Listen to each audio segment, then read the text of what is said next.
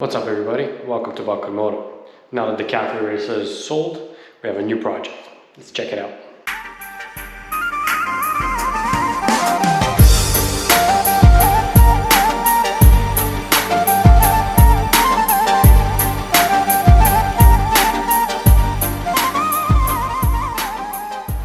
And this is the new project, 2003 V-Star 1100.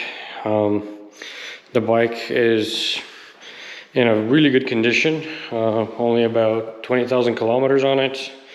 It came with saddlebags and a little bit of a touring package, even though it was the base custom model.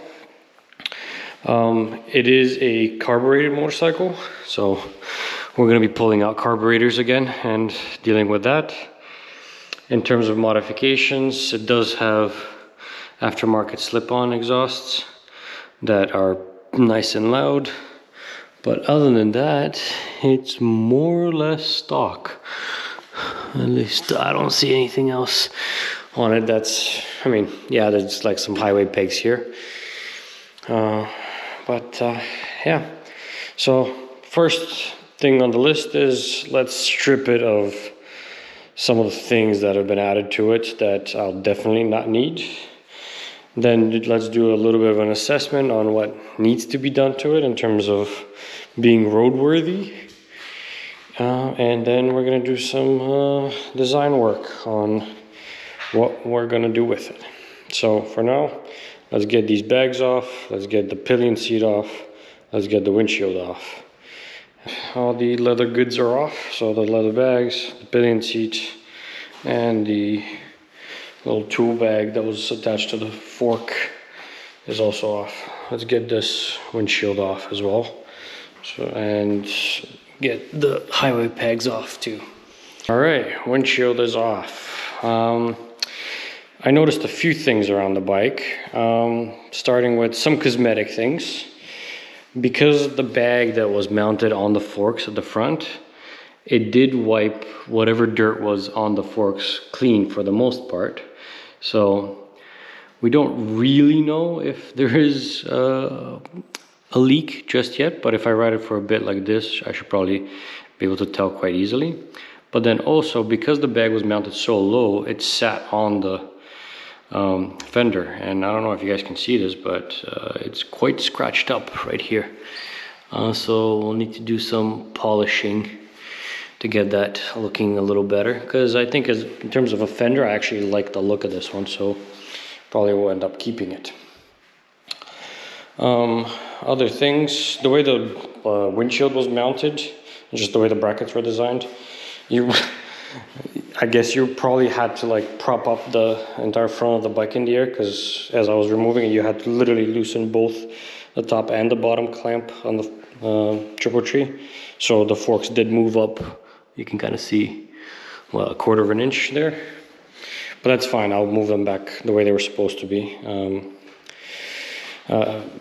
Beyond that, okay, other than that, in the front, things look good. There was a little bit of what looked like some kind of oil on the windshield brackets, which I got them right here. I can kind of see there's like this oil on there. Not sure where that came from. Might have been a bleeding, like a brake fluid bleeding thing, or it might have been just the fork fluid floating out. But given how yellow it looks, I don't think it's that. It might just be like some WD-40 or something. Okay, so that's good. Moving towards kind of the middle of the bike, this side looks pretty good. There's not much going on this side in terms of like leaks or oil stains. The previous owner did clean it up pretty well, but there are some hard spots to get to where you would see oil leaks, and there's nothing that I see on this side. Things look pretty good, and they do work very well. So gearbox and clutch are good. Probably could use a little bit of an adjustment, because the bite point on the clutch is kind of like right here, so there's only like this much. Could be just a worn clutch, but that doesn't matter. That's something that we're probably going to be replacing anyways. Moving on towards the rear hub and everything in here looks fine. Doesn't seem to be any rust at all. The rear foot pegs seems like they've been at some point in time sprayed with petroleum lubricant. And yeah, these rack mounts, this one here, I don't know if it's just missing. No, it's just loose. So this bolt was almost completely loose, if not actually completely loose. So, and that was covered by the saddlebag, so you wouldn't have noticed it until it would have fallen out. On this side, other than like the usual kind of scuffs from the pillion seat, again we have the petroleum lubricant there. The exhaust pipes look in decent condition. The tires do need to be changed on this bike, so they are literally the original tires, and they're quite old and worn, so that's definitely going to be changed. And then we get to this interesting bit here. So there seems to be this like overspray of oil and or gasoline. I mean, it doesn't smell like gasoline, so I think it's oil, and it's pretty oily in look. So given that I don't see any like puddles of oil or anything like that from the engine heads anywhere, I'm gonna make a wild guess and say that that's due to the what is it called? That rebreather emission system that feeds back expansion oil gases from the engine block into the intake, and it's probably never been drained. So I'm gonna guess this little drain plug here probably does exactly that. And it's spewing oil back into the intake. So if I take this off, we should probably be able to see some oil in that oil filter in there. But that's not the end of the world. I do plan on rebuilding the carburetors and cleaning that entire system out. So I might even actually remove the rebreathing system completely just to clean things up and solve that. But for now, bike works. Let me show you guys how it starts up. Here's the bike outside in the sun. Looks pretty good just in its stock form, but we're gonna make it even better. Alright, let's start this baby up.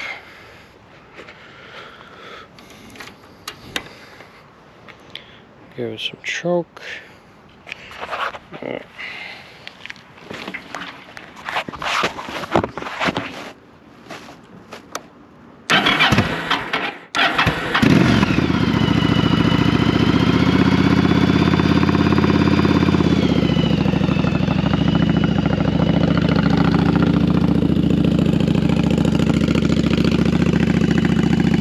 The exhaust sounds pretty good.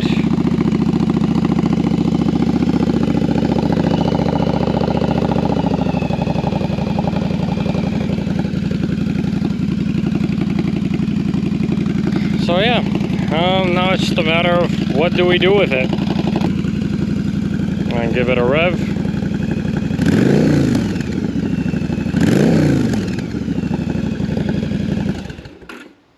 So what is the plan for this bike?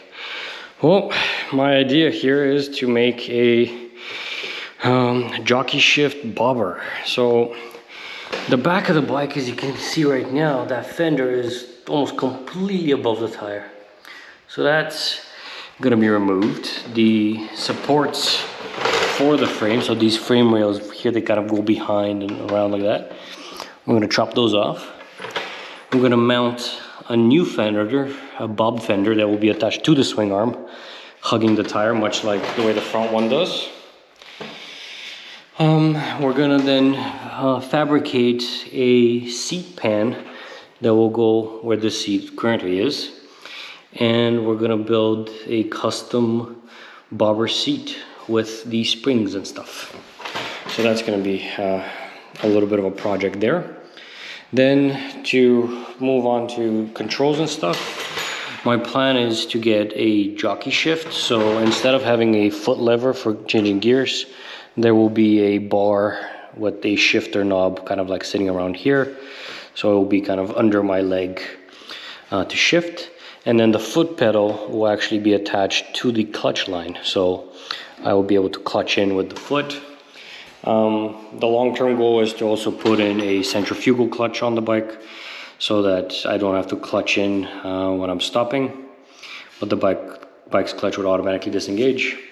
For a jockey shift setup, that's pretty much a requirement in terms of safety. Not that you can't ride without one, but it is much, much safer to do that. Since we're moving the clutch down, that means we're not gonna have a clutch up on the handlebars, and I probably will change the entire handlebar setup. But the goal up here is to have something very, very clean. So I will more than likely relocate the choke. The buttons will become low profile buttons that are either built into the handles themselves or into the bars. So we're not gonna have these large clusters here. The mirrors, I still haven't figured out whether I'm gonna do bar end mirrors or some other kind of low profile thing. But on this left side, there won't be a lever at all. So this entire thing will just kind of disappear, and any cables and whatnot, they'll be all internally wired. So it will just be literally just a bar. As for the other side, the plan is to go internal throttle cable. So again, wired inside the bar. And same sort of thing with the buttons. I'll see how many buttons I need and where to place them. I might end up just relocating them completely, because really on that side, the only buttons that are there are the kill switch and the ignition button. So those I can definitely relocate elsewhere and have as a kind of one-time switch thing to clean that up. In terms of the front brake, for now, I think I will keep it. I might just change the lever itself with the master cylinder to something a little bit more low profile. Just so to kind of look a little bit cleaner. I may look into doing an integrated brake system where the right foot pedal drives both the front and the rear brake, and it's kind of configured to split that fluid pressure between the two. But we'll see how we're gonna deal with that. The exhaust, even though this exhaust actually sounds pretty good for a stock exhaust, the plan is to replace it with something a little bit cleaner and something that goes probably only to about here. So we're gonna do that. Also on these bikes, the oil filter is behind this cover right here. It's quite literally inside of the engine. So in order to do an oil change, you literally have to take off the exhaust to change that. They do, however, make oil filter relocation kits that end up relocating the oil filter to a kind of standard oil filter down here that you can just easily change without opening all this up. So that's going to be on the to-do list as well. As I mentioned earlier, carburetors, we're going to rebuild this intake box. We're more than likely going to replace with the heavy breather one. That has kind of like the butterfly valves on the front. Kind of moving towards the back, the rear pegs will be removed, obviously, just completely from the bike. The entire rear assembly is going to go. The blinkers, the rear ones are probably going to be relocated or completely replaced with different ones that kind of mount right around here. And then the stoplight will be kind of an aftermarket stoplight that's attached to the fender itself.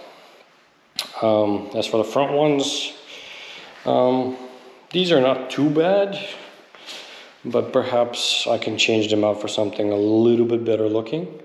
As well as the headlight, I might just replace that with a modern headlight with some LED light bulbs in it, just to get a little bit better lighting out of this bike as well. Not that I ride at night, but just to kind of complete the modern retro bobber look. So that's the idea for now.